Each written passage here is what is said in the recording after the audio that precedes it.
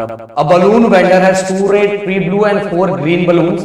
He wants to that करने जा रहे हैं प्रॉब्लम सेट, क्योंकि गाइस आप सभी को मैंने बोला था कि मेरा ऐसा प्लान है कि हम प्रॉब्लम से स्टार्ट करें, तो हम ट्राई करेंगे एक दिन अलजेब्रा, एक दिन ज्योमेट्री, इस तरह से। बट गाइस बट आज मैं स्टार्टिंग करने जा रहा हूं। मैं देखूंगा कि आप लोगों का रिस्पांस किस तरह से है। अगर आप लोगों का रिस्पांस बहुत अच्छा रहा तो ये चीजें कंटिन्यू स्टार्ट होगी। पहले मैं 5th चैप्टर का करूंगा, then 4th chapter, then 3rd chapter, then 2nd chapter, then 4th chapter, और हम ट्राई करेंगे कि कंप्लीट क्वेश्चंस बहुत कम टाइम में आपको करके दे, जिससे आपको ज्यादा हेल्प हो और आपके जो मार्क्स, जो 10 मार्क्स है, वो आराम से बच जाएगा। तो चलो फटाफट करते हैं, और वीडियो को शेयर कर देना यार ग्रुप में। इतना ही बोलूंगा, जितना हो सके ग्रुप में शेयर कर दो, लोगों तक पहुंचा दो, लोगों को पता चले कि प्रदीप सर ने स्टार्ट कर दिया। तो चलो फटाफट पहला question, which number can not represent a probability. इसमें से जो दिया A option, B option, C option and D option, इसमें से कौन सा प्रोबेबिलिटी रिप्रेजेंट नहीं करता। देखो गाइस एक चीज मैं बता देना चाहता हूं, जो प्रोबेबिलिटी का आंसर आता है वो अगर मैं परसेंट में बताऊं तो 0% से लेके 100% के बीच में आता है, और अगर मैं नंबर में बताऊं तो 0 से लेके 1 के बीच में आता है। ओके, 0 से 1 में आता है। अगर ऐसा जहां भी नहीं दिखाई दे रहा है तो देखो ये तो है, क्योंकि ये परसेंट में है और परसेंट में 0 to 100 के बीच में आता, तो ये भी अपने को नहीं वाला लिखा है, विच number can not be represent probability, तो ये तो रिप्रेजेंट कर रहा है क्योंकि ये 0 से 100 के बीच में आ रहा है। इसको भी अगर आप डिवाइड करोगे तो इसका भी आंसर 0 पॉइंट समथिंग में आएगा, तो ये भी रिप्रेजेंट कर रहा है, और ये भी 0 पॉइंट समथिंग में, तो ये भी रिप्रेजेंट कर रहा है। तो बचा बस ये 1 से बड़ा है, इसीलिए ये नहीं है। तो आंसर क्या आ गया, बी, क्योंकि ये रिप्रेजेंट नहीं कर रहा है, क्योंकि ये 1 से बड़ा नंबर है, 1.5। तो सेकंड वाले का आंसर क्या आ गया मेरे दोस्त, तो सेकंड वाले का आंसर मैं यहां टिक कर देता हूं, सेकंड वाले का आंसर बी है। Okay clear. अब चलते हैं नेक्स्ट क्वेश्चन की तरफ। नेक्स्ट क्या दिया हुआ है, a die is rolled, what is the probability that the number appearing on the upper faces is less than 3। तो गाइस ऐसे क्वेश्चंस आपको बहुत फटाफट आना चाहिए। तो क्या लिखा हुआ है, एक डाइस अगर हम रोल्ड करते हैं तो सैंपल स्पेस कितना बनने का चांस है, 1 2 3 4 5 6। ओके, तो नंबर ऑफ सैंपल स्पेस 6। देखो गाइस ये सब भी सॉल्व करने का इतना आपके पास टाइम नहीं रहना चाहिए, सब क्वेश्चंस आपको फटाफट आना चाहिए। फिर भी एक क्वेश्चंस मैं करके बता रहा हूं, और बाकी मैं आपकी हैबिट डालूंगा कि आप फटाफट कर पाओ। और दूसरा क्या लिखा है, a number appearing on the upper faces is less than 3। तो हम ऐसा मान लेते, चलो मैं ए ले लेता हूं, इवेंट को ए ले लेता हूं। इसमें से 3 से छोटा नंबर कौन है, डाई जब हमने रोल किया तो 3 से छोटा नंबर कौन है, 1 और 2 ही है ना। तो नंबर ऑफ ए कितना आ गया, नंबर ऑफ ए 2 हो गया। अगर मैं इसका प्रोबेबिलिटी फाइंड करूं तो P of A N of A upon event को सैंपल स्पेस से क्या करते हैं, डिवाइड करते हैं। तो इवेंट का आंसर कितना था 2, सैंपल स्पेस का आंसर कितना था 6, तो 2 1 2 2 3 6, तो ये हो गया हमारा 1/3। तो 1/3 कौन है, बी, तो हमारा आंसर आ गया बी। ओके, अब गाइस अगला third question, what is the probability of the event that a number chosen from 1 to 100 is the prime number.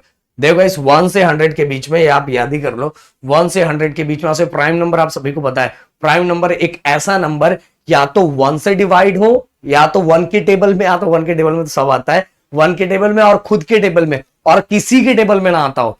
जैसे एक 2 है, 2 जो है वो इवन प्राइम नंबर है, 3 भी प्राइम नंबर है, 5 भी प्राइम नंबर है। पर अगर 9 बोलूं तो 9 प्राइम नंबर नहीं है। क्यों प्राइम नंबर नहीं है, क्योंकि ये 3 में भी जाता है। ऐसा नंबर जो खुद के टेबल में आता हो या तो 1 के टेबल में, उसके अलावा किसी में भी नहीं आता हो। तो ये 9 अपना ऑड नंबर है पर प्राइम नंबर नहीं है। तो भाई 1 से लेके 100 तक, आपको ये एमसीक्यू है तो इसमें लिखने की जरूरत नहीं है भाई, आपको फटाफट पता रहना चाहिए। 1 से लेके 100 तक टोटल प्राइम नंबर जो होते हैं वो कितने होते हैं, 25। तो टोटल 25, सैंपल स्पेस टोटल 20, मतलब टोटल जितने नंबर होते हैं वो सैंपल स्पेस हो गया। तो N of S equal to 25। अब क्या लिखा हुआ गाइस कि नहीं, एक मिनट, सॉरी, टोटल नंबर, अपने को टोटल नंबर कितना दिया हुआ 100,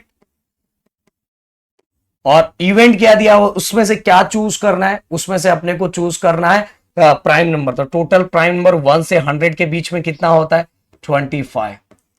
तो भाई अगर मैं इसका प्रोबेबिलिटी फाइंड करता हूं, P of S N of A upon N of S, भाई ये सब भी लिखने की जरूरत नहीं है। सच बता रहा हूं, आपका प्रैक्टिस इतना हार्ड होना चाहिए ना कि आप बहुत फटाफट कर पाओ। 25 वन सा 25, 24 सा 100, तो 1/4 कितना आ गया? सी वाला। क्लियर? देखो टोटल नंबर, जो टोटल नंबर होता है वो सैंपल स्पेस होता है, टोटल में से जो हमें चूज करने के लिए बोलता है, तो यहाँ प्राइम नंबर चूज करने के लिए बोला है, तो इवेंट को हम क्या करते हैं? सैंपल स्पेस से डिवाइड कर देते हैं। तो ये हो गया हमारा थर्ड। अब चलते हैं फोर्थ क्वेश्चन की तरफ। फोर्थ क्वेश्चन में क्या दिया हुआ है? There are 40 cards in a bag. तो भाई वो देख के समझ में आ गया। अब सैंपल स्पेस, जो टोटल होता है वो सैंपल स्पेस होता है, तो लिख दिया 1 card drawn at the random. What is the probability that the card is bear a number which is a multiple of 5? Multiple of 5 मतलब हमें 40 तक कितने मल्टीपल ऑफ 5, मतलब 5 का टेप, मतलब 40 तक कौन, मतलब 1 से लेके 40 तक नंबर दिया हुआ है, उसमें कौन कौन सा ऐसा नंबर है जो 5 से डिवाइड हो जाए या 5 के टेबल में आता हो। तो पहला 5 40 में आता ही है, देन 10 भी 40 में आता है, 15 भी 40 में आता है, 20 भी 40 में आता है, 25 भी 40 में आता है, देन 30 भी 40 में आता है, 35 भी आता है। ओके, और क्या लिखा है? हाँ, तो फिर इसके बाद 40 भी आता है। क्लियर? तो गाइस कितना हो गया टोटल? 1 2 3 4 5 6 7 8। एक बार देख लो अच्छे से। 1 2 3 4 5 6 7 8 8। तो एन ऑफ ए कितना हो गया टोटल? 8 है ना। 1 2 3 4 5 6 7 8। हाँ 8। तो अपना आंसर कितना आ गया? P of A N of A upon N of S. तो एन ऑफ ए कितना? 8 अपॉन 40। तो 8 1 सा 8, 8 5 सा 40। आंसर आ गया 1/5। 1/5 का ये ए। तो अपना आंसर फर्स्ट आ गया। Okay clear? अब चलते हैं आगे। फिफ्थ क्वेश्चन को ध्यान से देखो। यहाँ प्रोबेबिलिटी वाला फॉर्मूला बनाया हुआ है। अपने को क्या लिखा हुआ है? एन ऑफ ए लिखा हुआ है 2, पी ऑफ ए लिखा हुआ है 1/5, देन इसके बाद एन ऑफ एस अपने को क्या करना है? फाइंड करना है। क्लियर? तो भाई यहां वो फॉर्मूला लगाओ, प्यारा वाला फॉर्मूला। पी ऑफ ए जिसका फाइंड करना रहता है हम उसको इसी तरह से लिखते हैं। इवेंट का नंबर ऑफ ए ऊपर लिखते हैं, मतलब इवेंट का जितना टोटल है उसको ऊपर लिखते हैं, और सैंपल स्पेस को नीचे लिखते हैं। और अपने को ऑलरेडी प्रोबेबिलिटी ऑफ ए दिया हुआ है 1/5 दिया हुआ है, और एन ऑफ ए भी अपने को दिया हुआ है, और अपने को फाइंड करना है सैंपल स्पेस। तो देखो गाइस, सैंपल स्पेस डिवाइड में है, इक्वल के साइड आएगा तो ऊपर चला जाएगा क्योंकि यही फाइंड करना है। और ये वाला नंबर जब उस साइड जाएगा तो ऊपर वाला नंबर नीचे चला जाएगा, नीचे वाला नंबर ऊपर चला जाएगा। मतलब 2 नीचे चला जाएगा 1 और ऊपर चला जाएगा 5। ये कितना हो जाएगा? 5 2 10। और वैसे भी 1 नीचे लिखते नहीं है, तो ये 10 मतलब कौन सी वैल्यू आ गई अपनी? फर्स्ट। Okay clear? एकदम सिंपल सा भाई, बहुत सिंपल सा। एन ऑफ एस फाइंड करना तो ऊपर चला गया, और इधर वाला नंबर जब उधर जाएगा तो डिवाइड वाला मल्टीप्लाई, मल्टीप्लाई वाला डिवाइड। चलो हो गया। अब चलो आगे। सेकंड क्वेश्चन क्या पूछा है? Basketball players John Wasim Akash were practicing the ball drop in the basket. The probabilities of the success for John Wasim Akash are 4/5, 0.83 and 58% respectively. Who had the greatest probability of the success? मतलब ये तीनों में का hero कौन है? सबसे ज्यादा किसका अच्छा गेम हुआ, मतलब सबसे अच्छा किसने किया है वो अपने को फाइंड करना है। सबसे अच्छा बॉल ड्रॉप किसका हो रहा है बास्केट के अंदर वो फाइंड करना है अपने को। तो भाई देखो वो जॉन का कितना लिखा हुआ है? जॉन का है कितना? 4/5। इसके बाद वसीम का है, वसीम का कितना दिया हुआ? 0.83। देन इसके बाद आकाश का कितना इधर है? 58%। अब गाइस तीनों को हम एक ही रेशियो में लाएंगे। इसको डिवाइड करता हूं मैं। अगर मैं इसको डिवाइड करता हूं 5/40 मतलब 0.80, और ये तो ऑलरेडी दिया हुआ है। अब इसको अगर मैं करूं तो 58% होता है। 58/100। ये 2 0 है तो 2 0 2 डिजिट के आगे लगा देते हैं 58। तो भाई ये हो गया अपना 0.5। अब देख लो, अब बच्चा भी बताएगा इसमें से बड़ा नंबर कौन सा दिखाई दे रहा है वसीम का। तो लिखोगे Wasim has the greatest probability of the success. Okay, ये भाई ये हीरो है तीनों में से 0.83। तो लिखोगे यहां लिख देना who had the greatest probability of the success, तो लिखोगे Wasim has the greatest probability of the success. हो गया। अब आगे चलते हैं नेक्स्ट क्वेश्चन की तरफ। In hockey team there are 6 defender, 4 offender and 1 goalie. Out of this 1 player is to be selected randomly as a captain, find the probability of the selection that. तो इसमें यह दिया हुआ है कि रैंडमली किसी भी इस टीम मेंबर में से किसी को randomly as a captain select किया जाएगा। तो अपने को जो इवेंट दिया हुआ, उस इवेंट के अंदर पहला क्या दिया हुआ, द गोली विल बी सिलेक्टेड, मतलब उसको एज अ कैप्टन सिलेक्ट किया गया। इसके कितने चांसेस है, इसकी प्रोबेबिलिटी कितनी है। Eight defender will be selected, तो इसके चांसेस कितने हैं। तो देखो हम इसके अंदर सबसे पहली बात तो टोटल टीम मेंबर कितने हैं, तो टोटल 6, 4 + 1, 6 डिफेंडर, 4 ऑफेंडर एंड 1 गोली, तो टोटल मिला के 11। अब इवेंट, पहला इवेंट मैं लिख देता हूं, इसके बाद आप लोगों को लिखना है। Let A be the event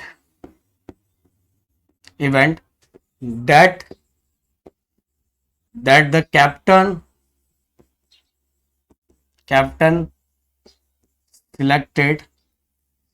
selected will be a goalie. Okay, तो ये अपना हो गया। सबसे पहले उसी के बारे में पूछा हुआ है। तो नंबर ऑफ 1 गोली, तो नंबर ऑफ ए कितना हो जाएगा, ए हमने लिया है तो 1 हो जाएगा, कि 1 ही है ना। तो इसके प्रोबेबिलिटी कितना हो जाएगा, P of A equal to N of A। Event को नंबर ऑफ सैंपल्स पे से क्या करना, डिवाइड कर देना, तो 1/11, 1/11। Let A be the event that the captain selected will be a goalie. अब दूसरा बहुत सिंपल है भाई, इसका आंसर डायरेक्ट ही लिख सकते हो, डायरेक्ट ही बोल सकते हो। मैं तो बता दूं, डिफेंडर है 6/11, टोटल इवेंट को नंबर ऑफ सैंपल्स पे से क्या करने का, डिवाइड कर देने का। फिर से यहाँ वही लिखने का जो मैंने यहाँ जैसा जिस तरह से लिखा हुआ है, बस यहाँ डिफेंडर है, यहाँ गोली है, बस वही लिखने का। और मैं डायरेक्ट आंसर लिखता हूं। नंबर ऑफ बी कितने डिफेंडर थे, डिफेंडर 6 थे। अच्छा, डिफेंडर 6 है, तो फिर क्या हो जाएगा इसका प्रोबेबिलिटी, तो N of B upon N of S। तो N ऑफ बी कितना 6 है, N ऑफ S कितना है 11 है, तो भाई ये कितना हो जाएगा 6/11। ओके, हो गया। अब चलते हैं नेक्स्ट क्वेश्चन की तरफ। Joseph kept 26 cards in a cap bearing 1 English alphabet on each card. One card is drawn at a random. What is the probability that the card drawn is a vowel card? Vowel card आप सभी को पता है कितने vowel होते हैं, A E I O U। तो भाई सबसे पहले नंबर ऑफ सैंपल स्पेस लिख लेते हैं। Number of sample space total 26 card है, तो 26 ही रहेगा, टोटल लिखते हैं। फिर इवेंट की बात कर ले, तो इवेंट नंबर ऑफ ए मैं इसको दे देता हूं, लिख देने का। Let A be the event that card drawn is a vowel card, ये आपको लिख देना है। तो वोवल कितना होता है, अगर मैं लिखूं तो यहां ए इक्वल टू AEIOU, तो 1 2 3 4 5। तो अगर मुझे इसका इवेंट फाइंड करना है तो कैसे होगा, P of A equal to N of A upon N of S। तो N ऑफ A कितना है गाइस 5, N ऑफ S कितना है 26, तो 5/26 हो गया। बस इवेंट का नाम लिख देने का अच्छे से, बस काम खत्म हो जाएगा, आराम हो गया 5/26। तो भाई बढ़ते हैं 5th क्वेश्चन की तरफ। A balloon vendor has 2 red 3 blue and 4 green balloons. He wants to choose one of them at a random to give it to Pranali. What is the probability of the event that Pranali gets? तो भाई सबसे पहले total कितने balloon है उसको हम consider करेंगे, और ऐसा जब भी क्वेश्चंस दिया रहे तो सबसे पहले हम इसको कंसीडर करेंगे R1 R2 इस तरह से। Let 2 red balloon be R1 R2 and 3 कौन सा बलून है, blue balloon be B1 B2 B3 okay, and 4 green balloon be G1 G2 G3 G4 okay. तो ये हो गया।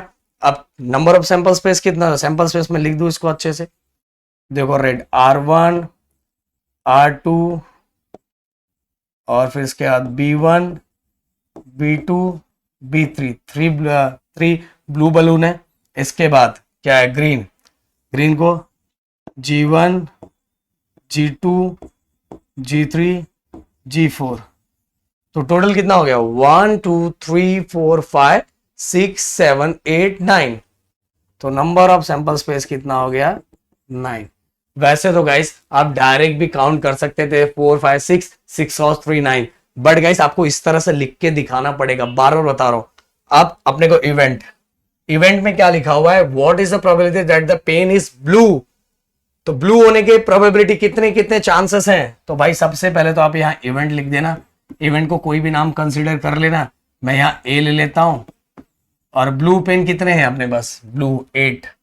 तो B1 B2 B3 B4 B5 B6 B7 B8। तो number of A कितना हो गया, नंबर ऑफ ए हो गया 8। ओके, अब अगर इसकी प्रोबेबिलिटी फाइंड करूंगा तो P of A equal to N of A upon N of S। तो N ऑफ A कितना है मेरे दोस्त, 8, N ऑफ S कितना है 16। तो 1 अपॉन कितना आ जाएगा, 8 1 जाएगा, 8 2 जा 16, 1 अपॉन 2। स्टार्टिंग में ही बताया था ना, स्टार्टिंग में ही बताया था। और एक चीज याद रखना, जब भी तब तो आप कभी क्वेश्चंस लिख रहे हो और स्टेटमेंट फॉर्म में क्वेश्चन हो तो आंसर भी स्टेटमेंट फॉर्म में होगा। तो what is the probability that the pen is blue. तो 1/2 प्रोबेबिलिटी है कि पेन क्या हो सकता है, ब्लू हो सकता है। ओके भाई चलते हैं नेक्स्ट क्वेश्चन की तरफ। 7th question, a 6 faces of a die are shown below A B C D E A। तो नंबर ऑफ सैंपल स्पेस पहले ऐसी देख के लिख लो, छाप लो ऐसी। A है, B है, C है, D है, E है और A है। तो नंबर ऑफ सैंपल स्पेस कितना आ गया, 1 2 3 4 5 6 हो गया। ओके, अब हमें इवेंट दिया हुआ, इवेंट इवेंट को फिर से कंसीडर कर लो। ए दिया है तो ए मत कंसीडर करना, कुछ भी कंसीडर कर लो। एफ कंसीडर, एफ नहीं है ना इसके अंदर, एफ कंसीडर कर लो, आर कंसीडर कर लो, जो कंसीडर करना है कंसीडर कर लो।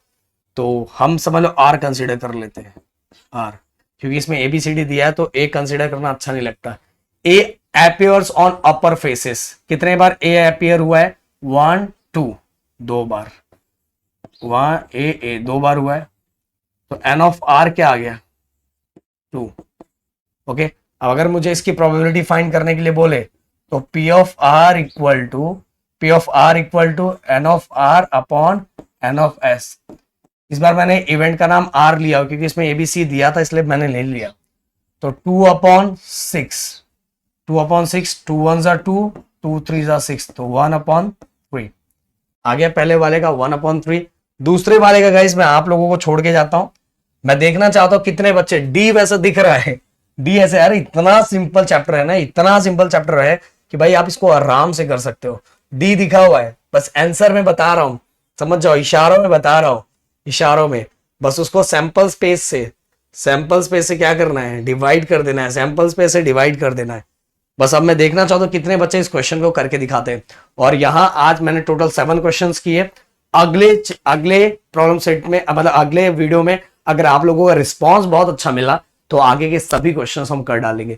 मिलते हैं नेक्स्ट वीडियो में। Thank you so much guys, जय हिंद दोस्तों।